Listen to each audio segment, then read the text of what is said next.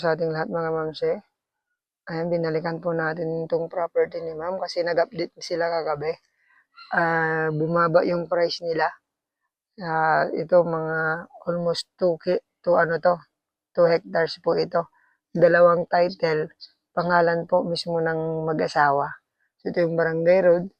Mga 150 meters po ang frontage nito. Tapos hanggang doon sa may barangay road doon sa labasan, mga mga 300 meters o 200 meters ganyan, more or less. So may power line tayo dyan. From National Road naman, going sa Bella to Carmen, 1 kilometer lang. So may power line and may internet din sa labas. So yung tubig dito, deep well lang muna. Tapos lalagyan po ng makina. So tara po, pasukin natin yung loob nito. Yan pong umpisa. Ang lalaki po ng poste nito, tapos ang lalapit pa ng poste. Tapos mamaya papasilip ko sa inyo bandaron yung property na to. Along Barangay Cemented Road po tayo. So 150 meters frontage. So naka-gate na rin po. Ito yung property. So hindi na po tayo mawawala dito kasi may mga yan ang lapit po, mga parang 1 metro lang ang layo ng poste. So, matibay-tibay po itong property nila, ma'am, saka sir. Ayan. Itong mangga, may mga 127 pieces na native na mangga. Itong property na to. Yung kagandahan nito ay pwede na siyang sprayhan. Malapit na pong December, so ganun pong mga spray dito. Tapos may na siya, umili na. Meron siyang kubo ng kambing, tapos meron na rin siyang poso. So, pwede nyo lang lagyan po ng kuryente yan para mas madali pong yung tubig ipupush po ng kuryente. Ayan. Dito tayo sa medyo gitna na sa Pandaron. Umikot pa doon. Ayan po.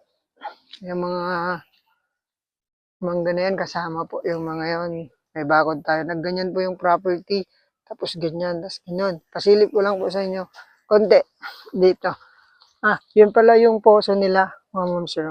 Ayan. So, yung power line naman, may pagkukunan tayo. Ayan, ganun pa rin yung kanilang mga poste, lalapit. Ayan, yung mga mangga nila. 127. Ayan, pong ganda po. Sa mga naghahanap po ng mango farm, ito pwedeng sakain po ito Ito banda rito sa baba. Pero hindi naman natin namnan ngayon. Kasi ibibenta na po. Kita po yung yung mga boundary natin. Grabe ang tataba ng kanilang poste. Ginamit. Tibay yan. Ayan na, ganda. May isa pong nara. Ito yung kubo ng kambing nila. Ayan, ikot tayo doon para makita nyo po yung ganda po ng property na to. Kasi malapit po sa Teplex din naman to, mga lang, 30 to 35 minutes. Maka 30 minutes lang. Ayan no. Ganda po, no? So, pwede siyang, bakasyonan. Ito na po tayo sa part na gitna. Gitna po tayo, mga ma'am sir. Yun. Ang ganda po. Ayun, kaya binalikan natin to para may re-upload. Tapos, yung price, sabi ni ma'am, may baba para makahanap na ng buyer. Ayan po yung kalsada. Punta po tayo sa dulo. May gate din po sa dulo ito. Mga ma'am sir. Ayan. So, ang lang dito, pinaka-issue ng property ay malapit siya sa sa sementeryo. Pero, maganda po yun kasi tahimik po yung ating kapitbahay. Joke lang po. Pero sa mga hindi po natatakot diyan, sabi naman ni ma'am, Pagka gusto nyo pong bakuran ng mas mataas para hindi nakikita yung sementeryo. Pero kung doon po kayo magbabahay, hindi po nakikita.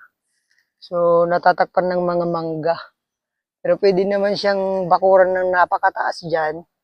Tapos na hollow blocks para hindi kita. Yan. Pwede naman po yan. Kung natatakot kayo, ayaw yung makita. Pero mababait po sila. Hindi sila, harmless sila. Ayan, so, linis po dito sa baba ng mga mangga. Papasilip po sa inyo yung mga kapitbahay nating mababait. Tahimik pa po sila. Ayan, wala pong nagbibidyoke dyan ng gabing-gabi. Ayan. Ganda po, di po ba? Yung mango farm na to. Ayan. Pwedeng may rice lang na konti. Ayan, no? Nakabakod po silang lahat. Hanggang doon na po. Kitang-kita po yung boundary. Ito yung gate na isa. Sir, dito na rin yung end ng property. So, napakahaba po niyan. Yung frontage nito. Ang haba-haba. Hanggang doon pa po. Ayan. Yung mga kapitbahay natin. Nakalak po pala ito. Nakalak siya. Nakalak. So, ayan. Pero, try nating lumabas. Ayan, medyo mambo na. Sa dulo po ito ng property. Oh. Ayan, Along Barangay, cemented road siya. Pare ko. Ayan po. Yung ating property. So, lusutan to. Lusutan. Hanggang doon. So, 150. Tapos sa kabila naman, may nakabili naman na. Doon sa may bandaron. Sa yung nakagate. Yung nag-umpisan natin. Ayun. Binili naman. Ito lang, kaya sa natatakot sila kasi katabi ng property. Ayan. Pero naman, hanggang doon naman yung property natin. Ang haba. Pag ganun. Pero ang layo, pagka doon po tayo nagbahay, layo din. Pero nasa sa inyo rin po yan. Kung, ayun nga, natatakot po kayo. So, ayan, ang ganda po ng property din. Yan lang pong pinaka-issue niya. So, ayun, cemented road na po yan. Ayan, so, yun. Ulitin ko po, almost 2 hectares to. Ang sabi ni ma'am, 5 million ang price nito. Sagot nila ang capital gain tax. At siyempre, ang kanila pong agent. So, pagka magustuhan nyo to, tawag kayo. Baka sakaling makatawad pa kayo kay ma'am kasi pinaparas naman na po ito. Ayan. Ayun, so salamat po sa inyo. Sana magustuhan nyo to. Tawag lang po kayo sa akin. God bless po. Ingatan po kayo ng Panginoon.